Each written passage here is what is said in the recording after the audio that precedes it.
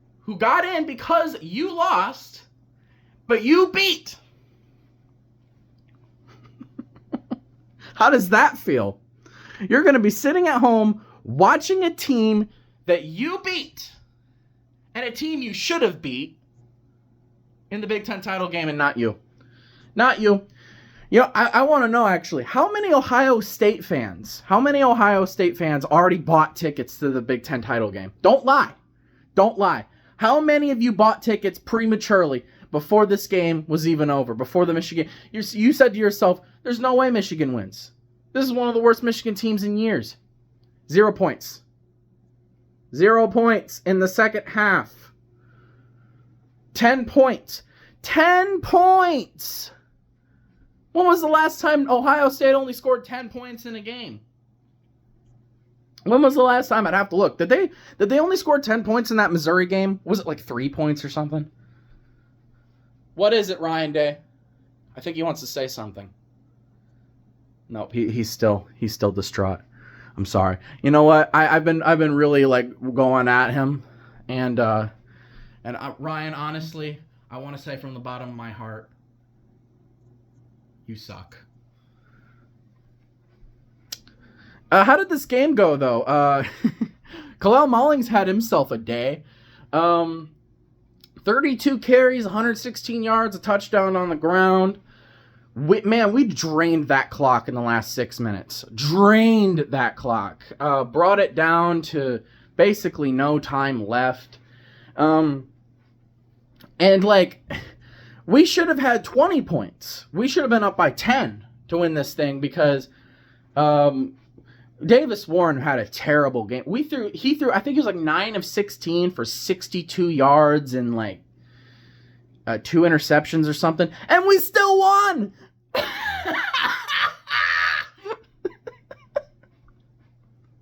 What is the excuse? What's the excuse? It was a bright sunny day in Columbus, Ohio. I didn't know it could even happen there. Columbus, Ohio is one of the worst cities in America. I didn't even know it got sunny there. But bright and sunny in Columbus today. And it was, it was about perfect weather. It was about 31 degrees. Was it too cold? Was it too cold, Ryan? Is that what it is? Maybe you should go move to the south or something. Just pick up your stadium and push it somewhere else. Put it in California or something so you can play in 75-degree weather in November. Maybe then you'll feel better. I don't know. Ohio State is soft. We outrushed them. I think it was 172 rushing yards to their 77. Once again, for the 20th year in a row, the team with the most rushing yards won this game. And this was your this is your opportunity, Ryan. This was your opportunity, Ryan. This is the worst Michigan team in 10 years. You had this huge, masterful, you were number 2, 10-1. I'm sorry, I just purged a demon. 10-1, second in the country, with a only loss being a 1-point loss to the number 1 team in the country, Oregon, who is also the only undefeated team left. 1 point. Could have easily won that game. 1 point. And you lost. And now you're going to watch Penn State in the Big Ten title game lose to Oregon. And it should have been you. It should have been you, Ryan. It should have been you. But I know, Michigan the last 3 years, at least we were top 5, top 10. We were great teams. We had undefeated records in 2022 and 2023 going into the game. We were top 3 in the country both times. At least you could say you lost to a great team. No excuses now. You lost to a barely bowl eligible, one of the worst You get the point. There's nothing. And that is the face of a man who knows that he's got nothing to stand on. Ain't that right, Ryan? I love trolling Ryan Day, bro. I've came on here the last 4 years and basically trolled this man into oblivion. And he deserves it. He deserves it. He absolutely deserves it. So now he's 1-4 against Michigan. Penn State and Oregon in the Big Ten title game. Oregon will murder Penn State. I'm sure of it. Penn State will still get in probably, and yeah, they would have lost to Michigan too. You know it. They would have lost to Michigan. You know they would have lost to Michigan. Ohio State. You'll probably still be in the playoffs. That's the thing too. I know Ohio State fans will go, "Well, we're still in the playoffs. You guys aren't." I'm like, we beat you. Like, that's terrible. I don't know. I don't know what to tell you. I don't know what to tell you. Congratulations on your win over Indiana, I guess. It's the only leg you have to stand. Penn State, your win over Penn State. You got those. You got Penn State and Indiana. And what's funny is because we beat you guys, there was a chance for Penn State and Indiana to get in. All Indiana needed was for Penn State to lose to Maryland, and then Indiana just needed to beat Purdue. And they did beat Purdue 66-0 or something like that, but Penn State destroyed Maryland. It was like 44-7, so yeah. No Big Ten title game for you, Ryan. Sorry, buddy. Not sorry. I'm not sorry. This is hilarious. I'll be celebrating this for the next 300-some days, 360-plus days, till we play them again next year. And, well, I guess we'll see what happens in 2025, huh? A lot'll be different in 2025 when we play you guys next year in November. We got a long ways to go, Ryan. Long ways to go, buddy. But yeah, that's basically it. Go Blue. Let's go Blue. Good job to Sharon Moore. I know I've criticized him all year, but he came up clutch in the most important game of the year. Isn't that right, Ryan? All right, I'll leave him alone. I'll let him grieve the loss of his program by turning off the TV. There. Goodbye.